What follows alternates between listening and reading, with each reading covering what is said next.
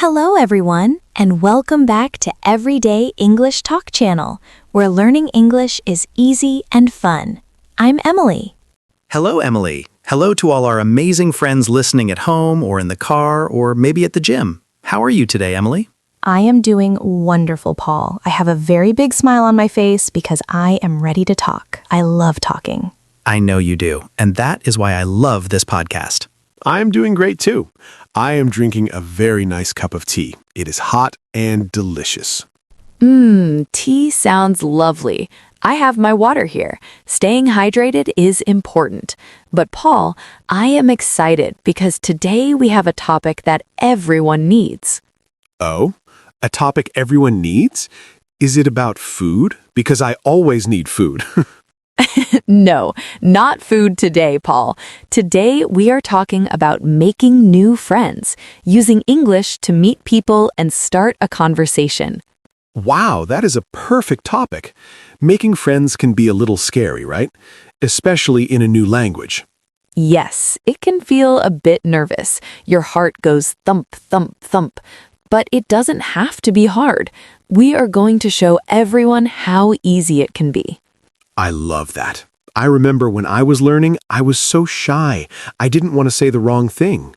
We all feel that way, but before we dive into our stories and tips, we have to ask our friends for a little help. That's right. If you like our show, please take 1 second to click that like button. It's like giving us a high five.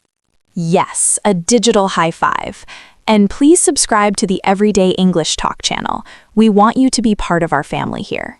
And don't forget to share this episode with your friends. Maybe you have a friend who is also learning English. You can listen together. Exactly.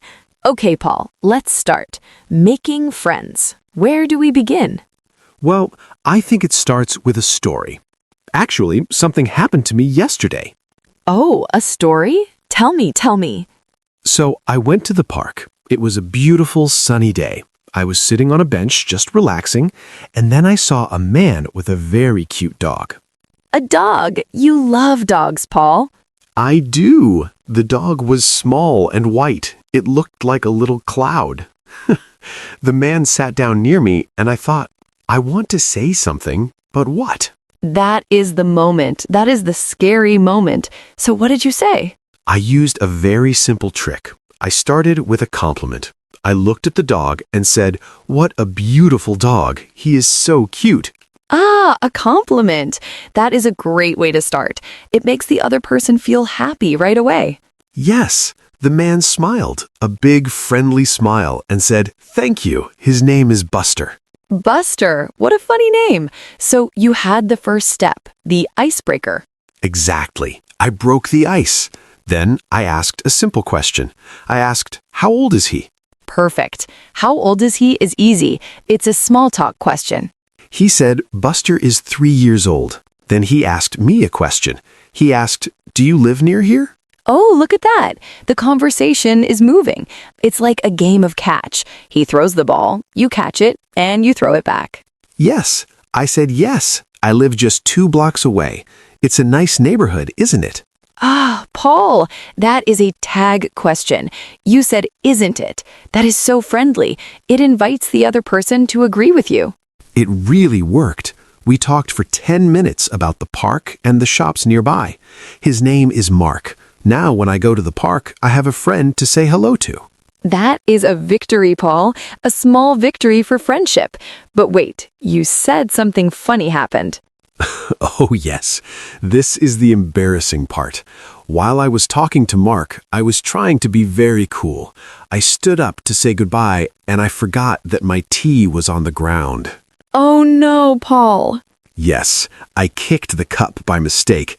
Tea went everywhere, all over my shoes. Oh, Paul, that is so you. What did Mark do? He laughed, but it was a kind laugh. He said, "Oh no, are you okay?" And I just laughed too. I said, "I'm a bit clumsy today." See?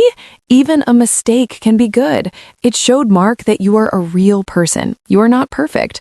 Sometimes being a little clumsy makes people like you more. That's true. It made the situation very relaxed. We are both just humans who spill tea sometimes. I love that. My story is a little different. I met a new friend last week at the grocery store. At the store? Between the apples and the bananas? Close. It was in the bread section. I was looking for a specific type of bread, sourdough. I love sourdough. Me too. It is the best bread. Well, there was another woman there. She was looking at the same shelf. She looked a little confused, so I decided to be brave. Go, Emily. What did you say? I didn't say hello first. I said, "The bread here is so good, but it's hard to choose, right?" Oh, that is smart. You talked about the situation. You both had the same problem. Exactly. She looked at me and said, "Yes, I want something for sandwiches, but I don't know which one is fresh." So you helped her? Yes. I said, "I usually buy this one. It's very soft." And then I introduced myself. I said, "By the way, I'm Emily." Simple and clean. I'm Emily. She said, "I'm Sarah. Nice to meet you." And then, Paul, I asked a common interest question. What is that? Well, we were both buying food, so I asked, "Do you like cooking?" Ah, that is a great question. Everyone eats, so everyone has an opinion on cooking. Sarah told me she loves making Italian food, and I said, "Wow, me too. I love pasta." There it is, the me too moment. That is the magic phrase for making friends. It really is. When you say "me too," you find a connection. You're not strangers anymore. You're two people who love pasta. The pasta bond. We talked for a few minutes about our favorite recipes. Then I had to go. But before I left, I said something important. Let me guess. It was nice to meet you? Yes, but I added more. I said, "It was really nice talking to you, Sarah. I hope to see you here again." That is so warm. It leaves the door open for next time. It does. And guess what? I saw her again yesterday. We said hello and talked about her Sunday dinner. It was so easy. Wow, Emily, you are a pro at this. It just takes a little bit of courage, just a tiny bit. I'm thinking about our listeners. Maybe they're listening right now and thinking, I want to try this. I hope so. If you are still listening, comment "friend" below. We want to see who is ready to make new friends. Yes, write friend in the comments. It shows us you're part of the conversation. You know, Paul, sometimes people worry about what do I say after hello? Right. Hello is easy, but the next part is the bridge. Exactly. A good way to build that bridge is to ask about hobbies or work. But not like an interview, right? Not, what is your job? Where do you live? How many brothers do you have? No, that is too much. It's better to ask, "So what do you do for fun on the weekends?" Oh, I like that. It's open-ended. They can talk about anything. Right. They might say, "I like to go hiking," or "I like watching movies." And then you can use the magic phrase, "Oh, really? I love movies too. What is your favorite movie?" See? It's a chain. One question leads to another. I had a funny misunderstanding once when I was trying to make a friend. Oh? Another Paul story? I'm ready. This was a few years ago. I was at a party. I met a girl named Anna. She said, "I really like bats." Bats? Like the animals that fly at night? That's what I thought. I wanted to be friendly, so I said, "Wow, that is unusual. I think they are a bit scary, but they are cool." And what did she say? She looked at me very strangely.